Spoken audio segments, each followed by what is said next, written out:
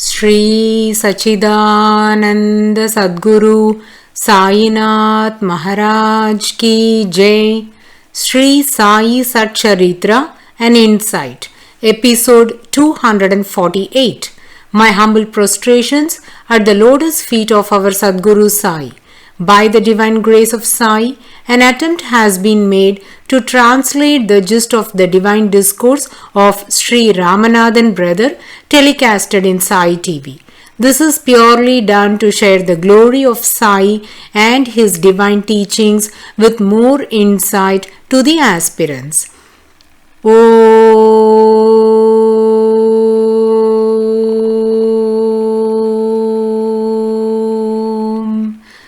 Gurur Brahma, Gurur Vishnu, Gurur Devo Maheshwaraha, Gurur Sakshat Parabrahmam, Tasmai Shri Gurave Namaha.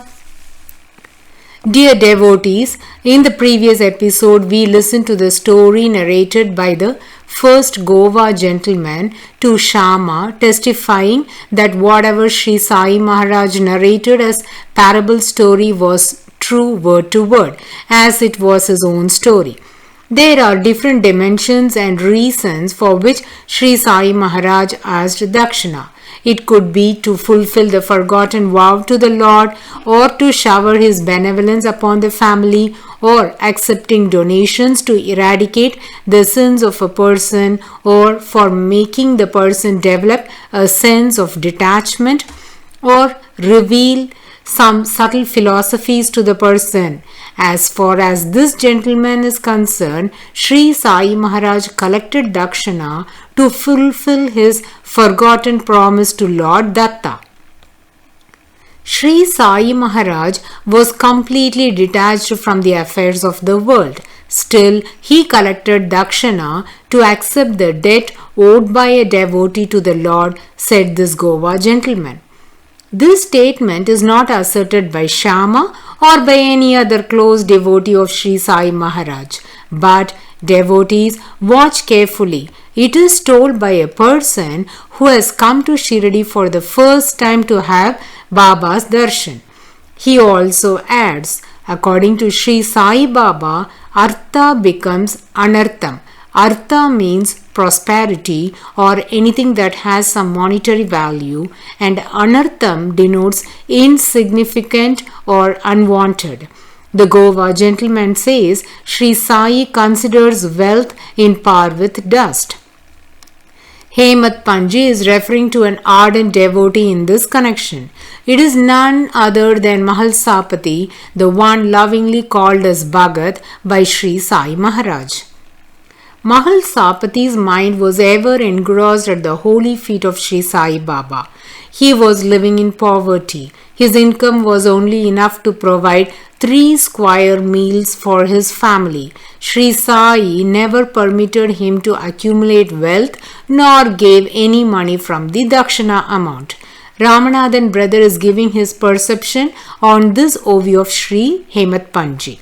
He says, in fact, Sri Sai Maharaj attempted to give some money to Mahalsapati out of the Dakshina money collected. He even said, I will give you rupees 3 every day out of the Dakshina money, and you can accumulate wealth out of it, and in future many will come to you to receive favor. So Sri Sai Maharaj was willing to give him money out of the Dakshina, but Mahalsapati denied accepting it owing to a subtle reason underlying in this transaction, which was also appreciated by Sri Sai Maharaj. We can contemplate this in detail, but it's also important to understand the poverty life led by Mahalsapati before getting to know the subtle reason. Mahalsapati belonged to a goldsmith community. He took that as his profession. Shirdi was a hamlet. In most of the villages, only one family from each profession were residents of the village. Depending on the population of the village and requirements of the skills, there is a possibility of more than one family doing the same nature of business would reside. Most of the people were leading a life below the poverty line, so the requirement for gold jewelry was rare or less. Obviously, the income of Mahalsapati was very low. He also owned some land in Shiradi. The income from agriculture was also very less. So, maintaining the family was not that easy for Mahalsapati. Most of the days, he had no food to eat, such was his economic status. But devotees, the most significant point to note here is help came from various sources. Many devotees of Sri Sai Maharaj were ready to provide him funds.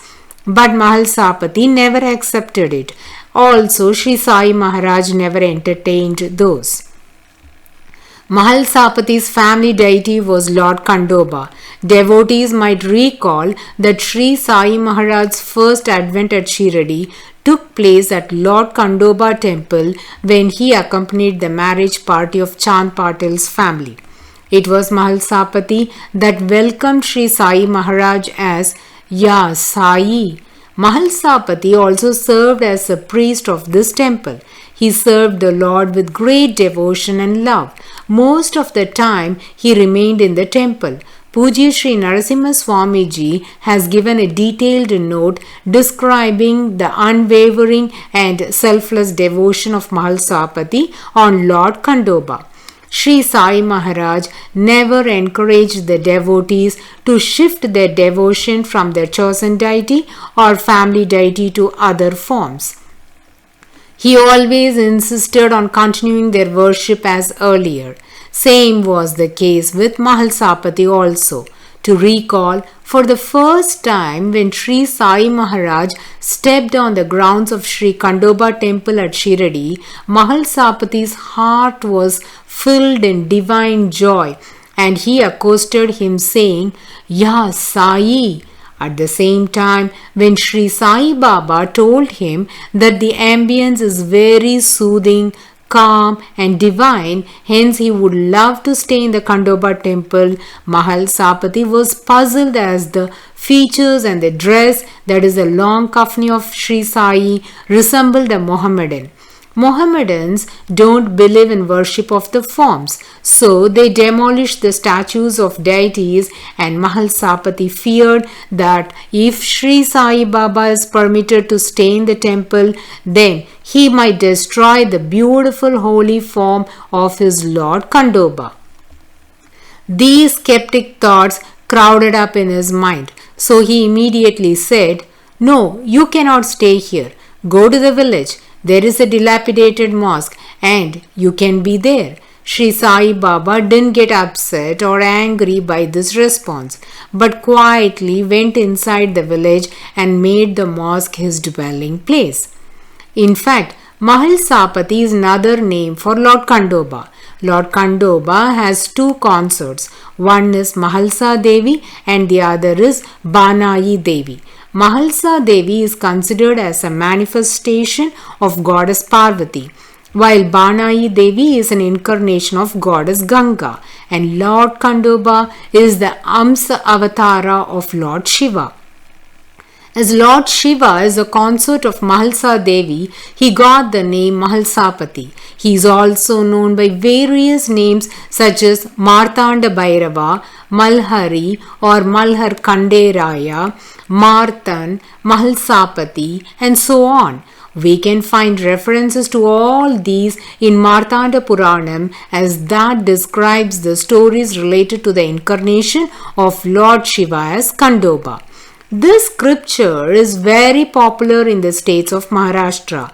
Mahalsapati adhered to the ritualistic worship to his Lord Kandoba as described in the scriptures. During the year 1922, on Ekadasi day, he left his body. Until then, unceasingly, he performed his worship to Lord Kandoba. He read the scripture Martand Puranam every day. He did soulful worship to the Lord until his passing away. Let me justify the reason for highlighting the devotion and worship of Mahalsapati to Lord Kandoba, says Ramanathan brother. As mentioned by Sri Ramanathan in Sri Sai SATCHARITRA, it was Mahalsapati that welcomed Sri Sai Baba as Ya Sai, and it was he who recognized Sri Sai Baba as an incarnation of the Supreme Parabrahman. He was the one who smeared the sandal paste on the chest of Sri Sai Baba and performed a ritualistic worship using all the puja items used in the worship of the Lord. Mahalsapati was the first one to commence the traditional worship to Sri Sai Maharaj with unswerving faith and devotion.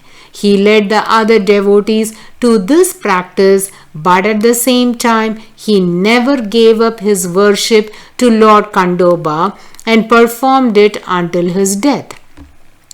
Pujya Sri Narasimha Swamiji quotes that Sri Sai Maharaj blesses the devotees by removing all hindrances and enabling them to continue their worship to their beloved deity without any disruption. Sri Sai Maharaj never advised any of his devotees to stop their worship to the deities or to worship only him as their Lord. A devotee might be worshipping Lord Krishna. Later, after coming into the path of Sri Sai Maharaj, they get a doubt if they must discontinue their worship and be devoted only to Sri Sai Baba. Absolutely not. Because Sri Sai Baba had made it crystal clear that continue your worship to the deity you desire and worship me along with that form. Guru and God are not different, but until one gets the perception that Guru and God are same, the devotee is advised to perform the worship to both. This can be well understood from the assertions of Sri Sai Maharaj pronounced at various instances. Similarly, Mahalsapati was made to continue his worship persistently. The faithful and loving devotion earned the Lord's complete grace upon him, and that endowed various spiritual powers to Mahalsapati. This was experienced by him fully. Let me quote an instance. Once, Mahalsapati had a vision in which Lord Khandoba ordained him to take the presiding deity of the temple to his home and perform the puja. In the temple, the small pratima of Lord Khandoba is seated on a horse, and as commanded by the Lord, Mahalsapati took the deities to his home and worshipped them. Devotees going to Shirdi must try to visit the house of Mahalsapati, as this great devotee's body is resting there, and on the tomb all these deities are placed and worshipped. This practice is continued even today. This place is full of divine vibrations. Every atom of soil in Shirdi is holy. The entire village is filled with spiritual ambience. They are so powerful and would grant subtle blessings in an unfathomable manner. The spiritual energy is permeating in every nook and corner of the place. Hence, it is a must place for all the spiritual aspirants to visit.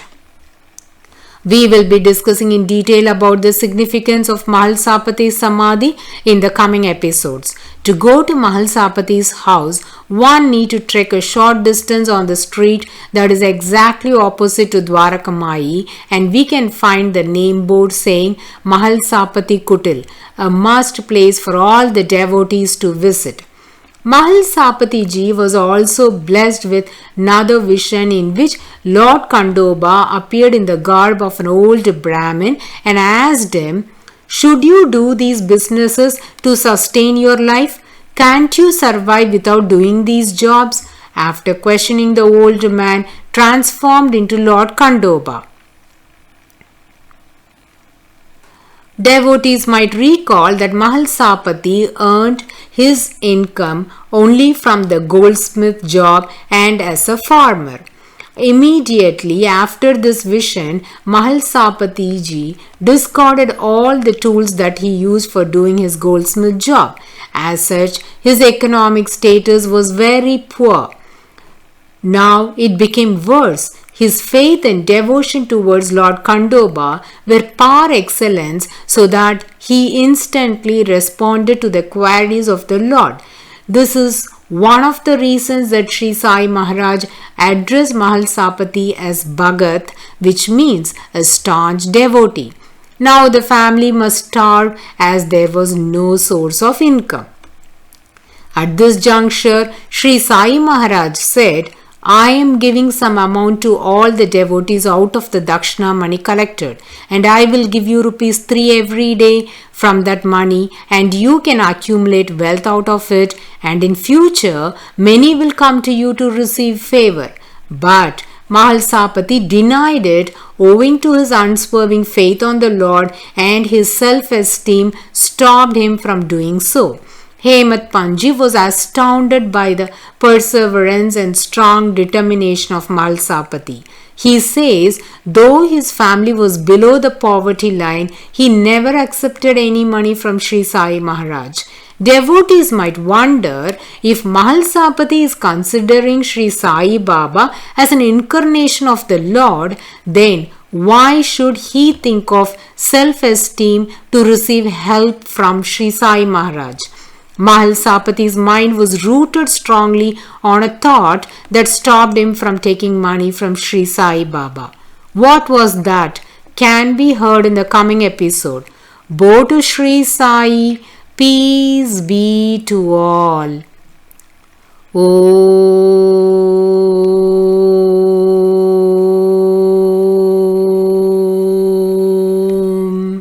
Sai Ram.